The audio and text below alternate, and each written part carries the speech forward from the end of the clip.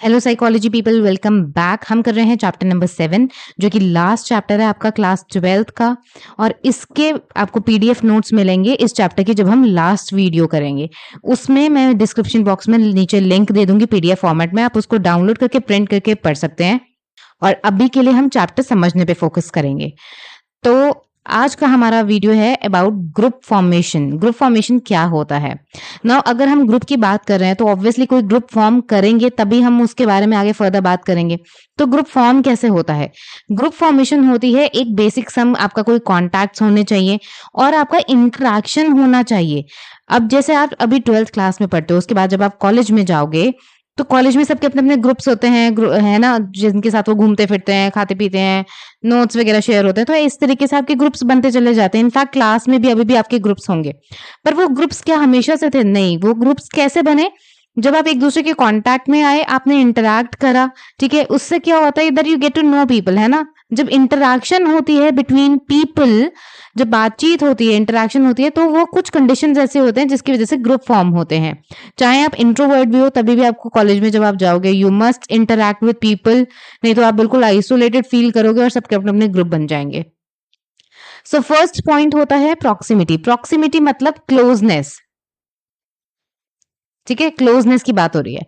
तो जब हम इतना टाइम किसी के साथ स्पेंड करते हैं, अब आप जैसे 12, आप कितने घंटे स्कूल में स्पेंड करते हो, है ना। सुबह 8 बजे का अगर आपका स्कूल है तो आप 2 बजे तक स्कूल में ही हो। तो इतना टाइम अगर आप किसी के साथ स्पेंड करोगे तो ऑब्वियसली आप इंटरैक्शन तो करोगे ही। तो इंटरैक्शन जब हम करते हैं किसी भी इंडिविजुअल से, तो it give us a chance to know them. Interact करने की वजह से हम उनको जान पाते हैं, समझ पाते हैं कि उनके इंटरेस्ट क्या है, किस तरीके का उनका एटीट्यूड है। तो उससे हमारे अगर इंटरेस्ट मैच करते हैं देन ऑब्वियसली फिर हम ग्रुप फॉर्मेशन हो जाती है। आपके जो फ्रेंड्स हैं, आपके फ्रेंड के और आपके इंटरेस्ट मैच करते होंगे, आप लोगों के एटीट्यूड्स मैच करते होंगे, that is why you are friends, right. तो ऐसे ही होता है, प्रॉक्सिमिटी का यही पॉइंट है। कॉमन इंटरेस्ट हम ढूंढते हैं, कॉमन एटीट्यूड्स ढूंढते हैं, जो एक बैकग्राउंड की तरह हमें प्रोवाइड किया जाता है। एक बैकग्राउंड मतलब फॉर्म करता है जिसकी वजह से हम लाइक करते हैं किसी पर्टिकुलर पर्सन को, मेंबर्स को, और इसकी वजह से एक ग्रुप फॉर्म होता है जिसमें लाइक माइंडेड पीपल होते हैं, एक जैसी सोच वाले लोग होते हैं। ठीक है जी। सेकेंड पॉइंट है सिमिलैरिटी। नाउ सिमिलैरिटी क्या होता है? Being expose to someone over period of time make us access our own similarities, कि हमारे अंदर क्या सिमिलैरिटीज है। प्रॉक्सिमिटीज का मतलब था कि क्लोजनेस, क्लोजनेस में हम इंटरेस्ट के बारे में समझते हैं, एटीट्यूड के बारे में समझते हैं, ठीक है। लेकिन सिमिलैरिटी मतलब यहाँ वो क्लियर क्लियर बोल रहे हैं कि क्या हमारे अंदर सिमिलैरिटीज है, हमको क्या पसंद है, ठीक है। अब जो आपकी पसंद और नापसंद है, अगर वही आपकी फ्रेंड की पसंद नापसंद है, तो चांसेस आर हाई कि आप दोनों एक ग्रुप फॉर्म कर लो। या आपको 3 लोग भी ऐसे मिल गए, आपको 2-3 लोग ऐसे मिल गए जिनका सेम इन सिमिलर टेस्ट है, मतलब फूड में सिमिलर टेस्ट है, मूवीज में सिमिलर टेस्ट है, सिमिलर उनका लाइकिंग है, तो obviously you guys will start liking each other, है ना। आप एक दूसरे को पसंद करना शुरू कर दोगे। And when we meet similar people तो क्या होता है, तो एक तरीके का रीइंफोर्स होता है, एक तरीके से वैलिडेट हो जाती है हमारी ओपिनियंस, हमारी values, and we feel right and we start talking to them. तो मान लीजिए किसी टॉपिक को लेके आपने अपनी कोई ओपिनियन एक्सप्रेस करी, ठीक है, कि मैं ऐसा सोचता हूं, मैं वैसा सोचता हूं, ठीक है, इस तरीके की कोई ओपिनियन आपने एक्सप्रेस करी और आपके फ्रेंड्स ने बोला, वैलिडेट करा। वैलिडेट मतलब आपके हाँ में हाँ मिलाया, बोला हाँ यस मैं भी ऐसे ही सोचता हूँ, मेरा भी यही ओपिनियन है, ऐसे होना चाहिए, ठीक है। तो आपको क्या लगता है, आपको अपना वैल्यू फील होता है कि हाँ यार, मतलब सिमिलर थॉट है हमारे और आपके ओपिनियंस को भी वो वैलिडेट कर रहे हैं, then you start liking that person. तो वो सिमिलैरिटी का पॉइंट है। Then the third point is common motives and goal. When people have common motives and goal तो वो साथ में इकट्ठा हो ही जाते हैं। जैसे कि मान लीजिए कि कुछ लोग होंगे जो कॉलेज में कहेंगे, अरे कॉलेज में आ गए, 12th तक बड़ी मेहनत कर ली, इतना पूरा 12th मैंने कोई मूवी नहीं देखी, कुछ नहीं करा ताकि मेरे 90% मार्क्स आ सके। अब कॉलेज में तो लाइफ में मेरे को एंजॉय करना है, मैंने ये करना है, मैंने वो करना है ना। स्कूल मैंने कभी क्लास बंक नहीं करी, स्कूल बंक नहीं करा, कॉलेज तो बंक भी कर सकते हैं। मैंने यहाँ पे आसपास मार्केट देखनी है, ये करना है, वो करना है, तो मस्ती मारनी है, कॉलेज लाइफ को एंजॉय करना है। अब जिसका सिमिलर मोटिव या सिमिलर गोल होगा तो वो 2 लोग तो आपस में फ्रेंड्स बन जाएंगे, ठीक है। लेकिन जिनका मोटिव होगा कि नहीं यार, हमें कॉलेज में भी अच्छा इंटर्नशिप्स वगैरह ढूंढनी है, अच्छा परफॉर्म करना है, कॉलेज में फेस्टिवल्स वगैरह होते हैं, मतलब यहाँ पे भी मुझे अपना एक लीडरशिप क्वालिटीज को डेवलप करना है, तो इस तरीके के जिनके गोल्स होंगे वो दो लोग आपस में फ्रेंड बन जाएंगे।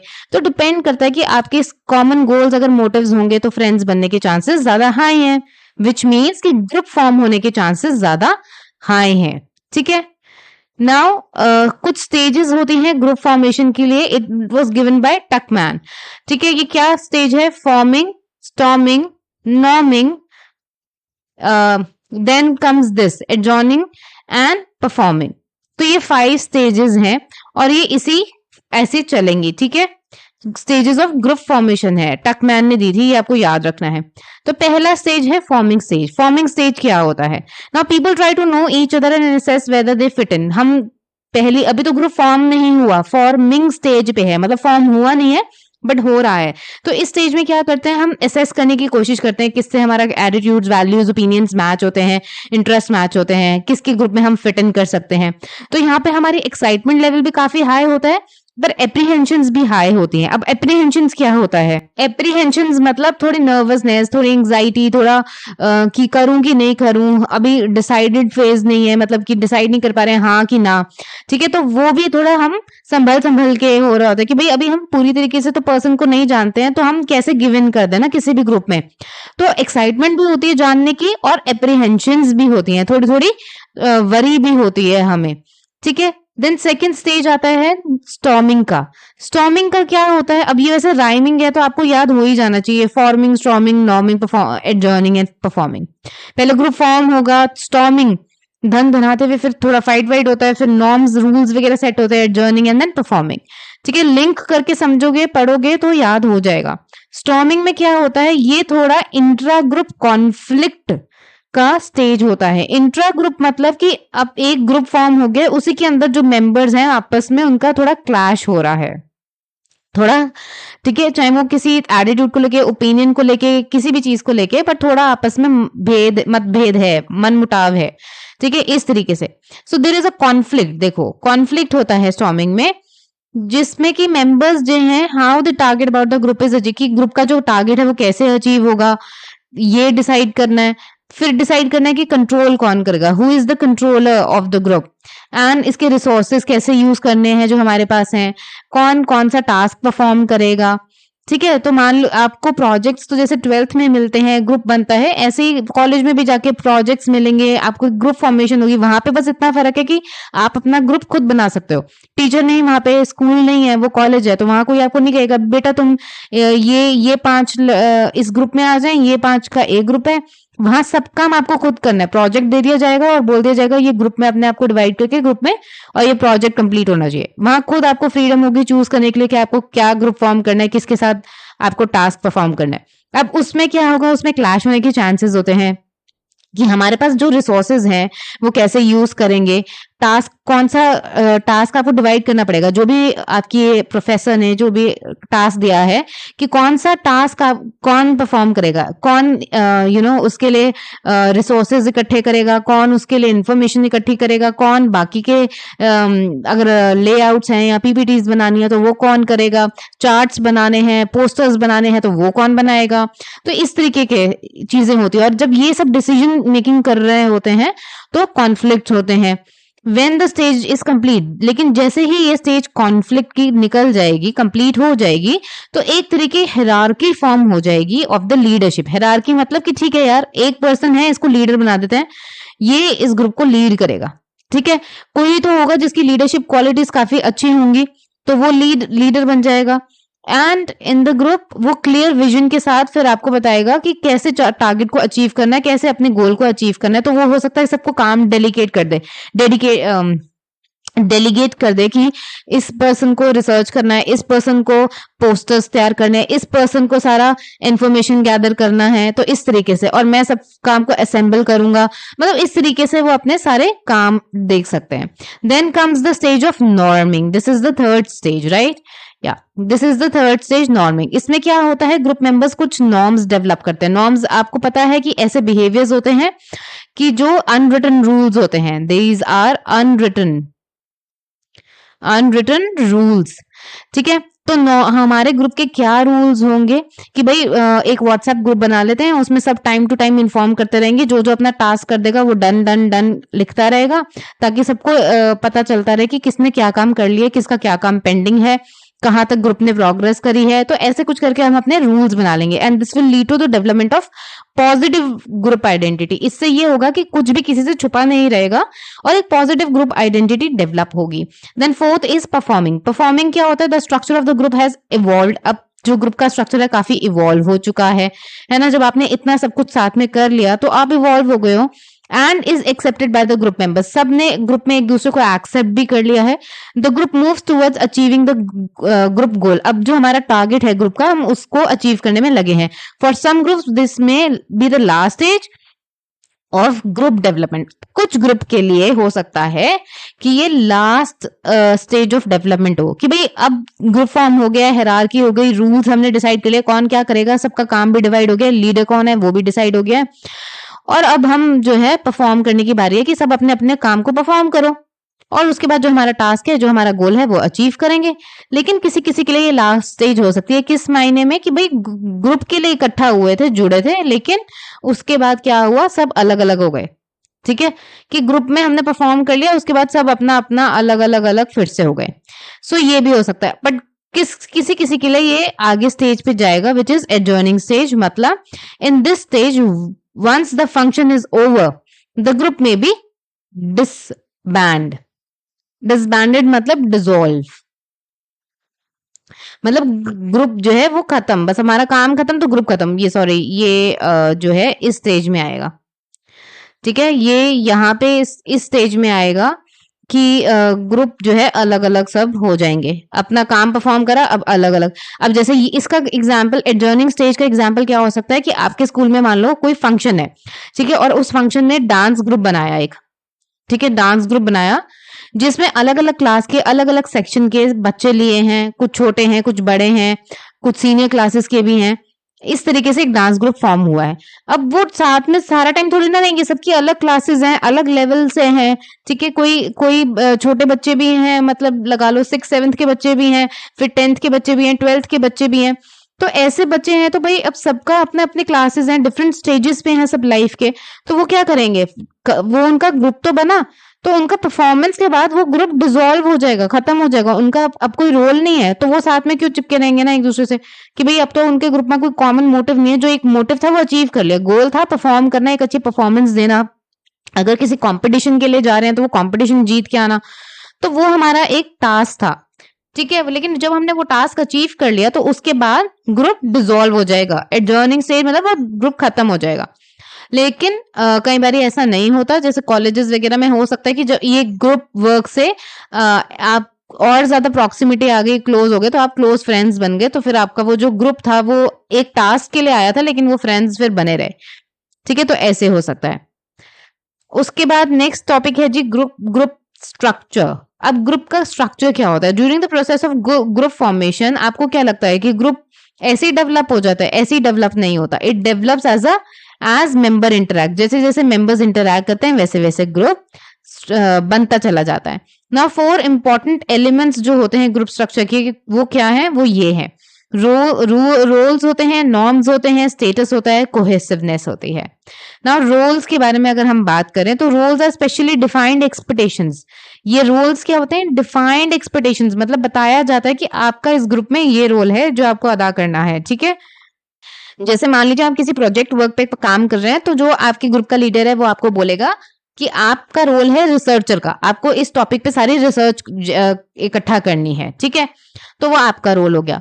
Now role refers to the typical behaviour. तो आपका एक टिपिकल बिहेवियर होगा ना रिसर्च करने का, अगर आपका रिसर्चर का रोल है। ठीक है, रिसर्चर का आपका रोल है, तो एक टिपिकल बिहेवियर हो गया। आप इंटरनेट पे रिसर्च करोगे, न्यूज़पेपर से रिसर्च करोगे, वेबसाइट से रिसर्च, जैसे भी आप रिसर्च करोगे, है ना, तो रिसर्च करोगे। So there is a certain role expectation आ गई वहां पे। रोल एक्सपेक्टेशंस मतलब including the behaviour expected of someone in a particular role. जैसे कि आपके घर में आप अगर सन हो तो आपका एज अ सन कोई रोल है, डॉटर हो तो एज अ डॉटर कोई रोल है, और आपसे कुछ चीजें की उम्मीद की जाती है कि इस तरीके से आप बिहेव करोगे। So that is role. Simple है। ठीक है। देन आता है हमारा नॉर्म्स। नॉर्म्स क्या होते हैं ये हम बहुत बार बात कर चुके हैं, अभी हमने पीछे भी बात करी थी। अनस्पोकन रूल्स होते हैं, अनरिटन रूल्स होते हैं। जैसे आपकी फैमिलीज के कोई रूल होंगे, जैसे किसी किसी फैमिली में रूल होता है 7 PM के बाद घर से कोई बाहर नहीं रहेगा। ठीक है, ये नहीं कि रात के 10 बजे तक घर से बाहर आवारागर्दी कर रहे हैं, 7 बजे घर के अंदर होने चाहिए, या 8 बजे मैक्सिमम आप घर के अंदर होने चाहिए, 8 PM तक। कोई रात के 9-9 10-10 बजे तक कोई घूमेगा फिरेगा नहीं। तो ऐसे फैमिली के रूल्स हैं। ऐसे ही जब हम ग्रुप कोई फॉर्म करेंगे तो उस ग्रुप के भी कुछ रूल्स होंगे, वो नॉर्म्स हैं जो कि एस्टैब्लिश करेंगे और उस पे सब अग्री भी करेंगे। ठीक है, तो ऐसा वो नॉर्म्स हो गया। अब होता है स्टेटस। स्टेटस क्या होता है? It refers to the relatively social position given to a group member. This relative position और स्टेटस में भी आइदर, या तो ये एस्क्राइब्ड हो सकता है या अचीव्ड हो सकता है। एस्क्राइब्ड का मतलब क्या होता है कि एक सीनियोरिटी की वजह से, मान लो कि आपको लगा कि आपने जो ग्रुप बनाया है उस ग्रुप में कोई पर्सन ज्यादा सीनियर है, ठीक है, तो आपको लगता है कि वो सीनियर है, उसको ज्यादा एक्सपीरियंस होगा, तो चलो इसको ग्रुप का लीडर बना देते हैं। ठीक है, तो उनका जो स्टेटस है वो लीडर का स्टेटस क्यों है? Because of the seniority, ascribed status है। अचीव्ड का क्या मतलब है? The person has achieved status because of the expertise of, और यहाँ हार्डवर्क, यहाँ आपको लगा कि इस पर्सन का इसमें बहुत ज्यादा एक्सपर्टीज है, ये अच्छा काम कर लेगा, इसके लिए ये फिट रहेगा, तो आपने उसको वो स्टेटस दे दिया। तो all of us strive to become a member of such groups which are high in status. ठीक है, तो ऐसे हम सब ऐसे ग्रुप के मेंबर बनना चाहते हैं जो हाई इन स्टेटस होता है, क्योंकि सब उसको फेवर करते हैं। देन आता है कोहेसिवनेस। कोहेसिवनेस का क्या मतलब होता है? कोहेसिवनेस का मतलब होता है कि मिलजुल के, इकट्ठा, साथ में। So it refers to the togetherness, ठीक है, बाइंडिंग, साथ में, mutual attraction among the group members. Cohesiveness का मतलब होता है साथ में, हम साथ साथ हैं वाला, हम साथ साथ हैं। ठीक है, बाइंडिंग मतलब साथ में सब लेके चलेंगे, तो ये वो है। और अट्रैक्शन, म्यूचुअल अट्रैक्शन होता है ग्रुप मेंबर के बीच में। Members are highly cohesive, members of a highly cohesive group have a greater desire to retain in the group in comparison to those who belong to low cohesive। अब जिस group में high cohesiveness high होती है, तो उनमें ज्यादा Dzire होती है कि हम ऐसे ही मिलजुल के साथ में इकट्ठे रहें, बजाय उनके जिनमें कोहेसिवनेस कम होती है। ना cohesiveness refers to team spirit. ठीक है, वी फीलिंग कि मतलब एक इंडिविजुअल नहीं अपने आप का, बल्कि हम वाली फीलिंग होती है, हम वाली फीलिंग। ठीक है, अ सेंस ऑफ बिलोंगिंगनेस कि मैं भी ग्रुप का हिस्सा हूँ, वो फलाना पर्सन भी ग्रुप का हिस्सा है, ढिमकाना पर्सन भी ग्रुप का हिस्सा है, तो हम सब ग्रुप का हिस्सा है, तो हम वाली फीलिंग है ये, हम साथ साथ हैं वाली। ठीक है, psychologist have identified the phenomena of group think in which consequences of extreme cohesiveness. लेकिन वो बोलते हैं ना कि हर चीज की अति बुरी होती है, तो ऐसे ही अगर हद से ज्यादा कोहेसिवनेस है, भाईचारा भी एक लिमिट तक अच्छा लगता है, लेकिन उसके बाद क्या होता है, वो ग्रुप थिंक में कन्वर्ट हो जाता है, जो कि अच्छा फिनोमेना नहीं है। अब ये ग्रुप थिंक का फिनोमेना क्या है वो समझ लेते हैं। ग्रुप थिंक का जो फिनोमेना का कंसेप्ट है ये दिया है इरविंग जेनिस ने। नाउ ये नाम आप प्लीज याद रखिएगा, पेपर में, एग्जाम में, ये सब बहुत इंपॉर्टेंट चीजें हैं। ठीक है, इनको आप हाईलाइट करिएगा जब भी आप अपना एग्जाम दें। सो इन्होंने सजेस्ट किया था ग्रुप थिंक के बारे में, ये कंसेप्ट दिया था। इन्होंने बोला कि it can interfere with effective leadership and can lead to disastrous decision. तो ग्रुप थिंक की जो कंडीशन है वो इफेक्टिव लीडरशिप को के साथ इंटरफेयर कर सकती है, उस पे हो सकता है कि आप अच्छे से लीडरशिप क्वालिटी मतलब नहीं कर पाओ, और डिसीजन मेकिंग जो है वो भी डिजास्ट्रस हो सकती है। Group think result in tendency of decision makers to make irrational and uncritical decisions. मतलब इस तरीके के डिसीजंस जो कि इरैशनल हैं, अनक्रिटिकल हैं, मतलब क्रिटिकल थिंकिंग नहीं करी, pros and cons, positive negative सारा इवैल्यूएशन नहीं करा और डिसीजन ले लिया। और ग्रुप थिंक क्या होता है, इसमें बेसिकली अग्रीमेंट करते हैं ग्रुप के साथ। मान लीजिए कि एक ग्रुप ने कोई डिसीजन लिया, उस ग्रुप में 5 जने हैं, ठीक है, और छठे आप हो, आप उस डिसीजन से कहीं ना कहीं अग्री नहीं करते और आपको लगता है नहीं ये चीज ऐसे नहीं ऐसे होनी चाहिए थी, लेकिन आप कहोगे नहीं। क्यों नहीं कहोगे? Because you do not want कि यू नो कोहेसिवनेस, जो एक टुगेदरनेस की फीलिंग है वो चली जाए, या आप अनपॉपुलर, अनकूल नहीं लगना चाहते। अगर आप उनकी बात से अग्री नहीं करते हो, कहीं ना कहीं इंटरनली, तभी भी आप हाँ में हाँ मिला दोगे। क्यों? क्योंकि आप अनपॉपुलर नहीं दिखना चाहते, ठीक है? आप अपने ऊपर ब्लेम नहीं लेना चाहते कि ये हमारे साथ मिलके काम नहीं करना चाहता, ये हमारे साथ मिलके चलना नहीं चाहता, इस तरीके की चीजें आप सुनना नहीं चाहते, तो आप अनपॉपुलर नहीं होना चाहते, तो आप अपोज नहीं करते, ठीक है? तो आप एक ग्रुप की इंटरनल हार्मोनी को मेंटेन करके प्रिजर्व करके रखना चाहते हो कि भाई हाँ सब खुश हैं, सबने हाँ बोल ही दिया, तो मैं एक अकेला क्यों, मतलब यू नो रंग में भंग डालूं, तो मैं ऐसे ना नहीं बोलूंगा, ठीक है? जैसे सब कर रहे हैं वैसा मैं भी कर लूंगा। तो कलेक्टिव वेलबींग आप सोचते हो, और इससे क्या होता है कि हम रियलिटी से आउट ऑफ टच हो जाते हैं। हो सकता है जो आपका पॉइंट है वो वैलिड पॉइंट हो, ठीक है, लेकिन आपने कहा ही नहीं उसे। Group think is likely to occur in socially, और ये ग्रुप थिंक कहाँ होता है? जो सोशली होमोजेनस होते हैं, cohesive groups that are isolated from outsider. अब क्या होता है कि ग्रुप थिंक में आउटसाइडर्स से आइसोलेटेड होते हैं, अपने अपना एक ग्रुप बनाया हुआ है, अपनी एक दुनिया बनाई हुई है, उसका कोई लीडर है, उसकी सारी बात मानते हैं, ठीक है? और जो भी है वो करते चले जाते हैं। अब जैसे आपने बहुत सारी मूवीज में देखा होगा, एक विलन होता है और एक हमारा हीरो होता है। जो हीरो होता है उसके भी कोई चेले होते हैं। अब वो जो चेले होते हैं वो सारे उसकी बात मानते रहते हैं ना, क्योंकि एंड में जीत तो हीरो की ही होनी है। तो फिर वो कुछ उसको अपोज नहीं करते और बोलते नहीं, और अगर करते हैं तो फिर वो बुरे बन जाते हैं। तो ऐसे लोग बुरे नहीं बनना चाहते, बेसिकली हम किसी की नजरों में बुरे नहीं बनना चाहते, तो हम हाँ में हाँ मिलाते रहते हैं।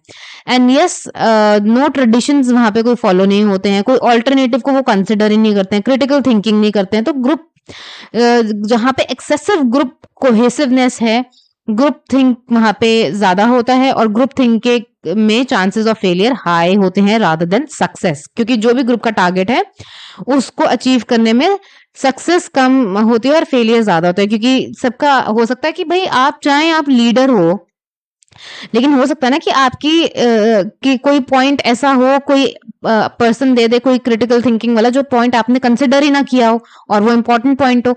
तो फिर वो ये सब आपको कैसे पता चलेगा जब अगर कोई आवाज बोलेगा ही नहीं या उठाएगा ही नहीं। तो कुछ वेज होते हैं जिससे हम काउंटर एक्ट कर सकते हैं या प्रिवेंट कर सकते हैं ग्रुप थिंक होने से, ना हो हमारे ग्रुप में, उससे बचा जा सकता है। पहली चीज तो ये होती है एनकरेज करना, कि भाई अगर कोई क्रिटिकल थिंकिंग करता है या कोई डिसएग्री करता है तो इट्स ओके, वो बता सकता है। ऐसा आप डर क्रिएट मत करो अपने ग्रुप में कि जो मैंने कह दिया बस वही होगा, मेरा ही कहा माना जाएगा, किसी को कुछ मेरे आगे बोलने का हक नहीं है। इस तरीके से नहीं होना चाहिए। सबकी बात रखी जाएगी, सबको अपनी बात कहने का हक है, और जो लीडर बोल रहा है, लीडर को ये बात कहनी चाहिए कि क्रिटिकल थिंकिंग करो, मतलब हर चीज के पॉजिटिव भी देखो और नेगेटिव भी देखो, और फिर हाँ में हाँ मिलाओ। ग्रुप को एनकरेज करना चाहिए कि आप ऑल्टरनेटिव, कि भाई मैंने, लीडर बोले कि मैंने तो ये डिसाइड करा कि ऐसा होना चाहिए, अगर किसी के पास कोई ऑल्टरनेटिव है कि नहीं हम ऐसे भी कर सकते हैं, जरूरी नहीं कि ऐसा करने का, ऐसे करने से हमें हमारे रिसोर्सेज थोड़े बच जाएंगे, या कम पैसों में काम प्रोजेक्ट पूरा हो जाएगा, या ऐसे कर सकते हैं, तो अपने जो ऑल्टरनेटिव है आप बता सकते हैं, अपने सुझाव रख सकते हैं, ठीक है जी। तीसरा पॉइंट आ जाता है, फिर तीसरा पॉइंट है inviting outside experts to evaluate groups decision. अगर आप अपने ग्रुप में किसी आउटसाइड की एक्सपर्ट एडवाइस लेते हो तो वो भी वेलकमिंग होनी चाहिए, उसको भी वेलकम करना चाहिए, और उनको बताना चाहिए कि हमने ये डिसीजन लिया है। तो जो आपसे ज्यादा सुपीरियर हैं, एक्सपीरियंस्ड हैं, आप उनकी एडवाइस ले सकते हो कि आप बताओ ये डिसीजन ठीक है कि नहीं, हमें ऐसा करना चाहिए या नहीं, ठीक है। देन फोर्थ पॉइंट है encouraging members to seek feedback from trusted others. Members को एनकरेज करना चाहिए कि भाई अगर आपको कोई फीडबैक देना है तो आप वो दे सकते हो, घबराओ नहीं ये कहने में कि नहीं आप इस चीज से अग्री नहीं करते, या आपको ये चीज पसंद नहीं आई, तो उसके लिए कोई आपको सजा नहीं दे रहा है, कोई आपको ग्रुप से बाहर नहीं निकाल रहा है, कोई आपकी इंसल्ट नहीं कर रहा है, कोई आपको अनपॉपुलर नहीं कह रहा है, कोई आपको कुछ भी नेगेटिव फीडबैक नहीं दे रहा है। तो आपको अगर किसी चीज से आप अग्री नहीं करते हो, या आपको लगता है ये ऐसे नहीं ऐसे होना चाहिए, तो अपना फीडबैक भी दे सकते हो, ठीक है। तो इस तरीके से जब ये चीजें हम एनकरेज करते हैं, क्रिटिकल थिंकिंग, ऑल्टरनेटिव सोल्यूशन देना, एक्सपर्ट की एडवाइस लेना, फीडबैक लेना, इस तरीके की चीजें जब हम प्रमोट करते हैं तो ग्रुप थिंक के चांसेस थोड़े कम हो जाते हैं, फिर ग्रुप थिंक नहीं होती, ठीक है जी। ये था आपका आज का लेक्चर। कल की क्लास में हम पढ़ेंगे types of group. Till then keep learning, keep subscribing, please support my channel if you find anything valuable. अगर आपको कोई भी वैल्यूएबल चीज इसमें से लगती है, आपको मेरा कंटेंट अच्छा लगता है, all the time and effort that I am putting in, you find it nice, तो आप मुझे फीडबैक, आप भी मुझे फीडबैक दे सकते हैं, मेरे कमेंट सेक्शन में लिख सकते हैं, बता सकते हैं कि आपको वीडियो कैसा लगा, how do you find it, and yes, मैं मिलूँगी आपसे next time. Please make sure that आप मेरे को कमेंट ज़रूर करके बताएँ। पूरी वीडियो देखते हैं, आप बीच में छोड़ देते हैं, कैसा है, कैसा जो भी आपका फीडबैक है। And give me a thumbs up अगर आपको वैल्यूएबल लगा तो and subscribe my channel, help my channel grow. Thank you so much. I will see you next time. Bye.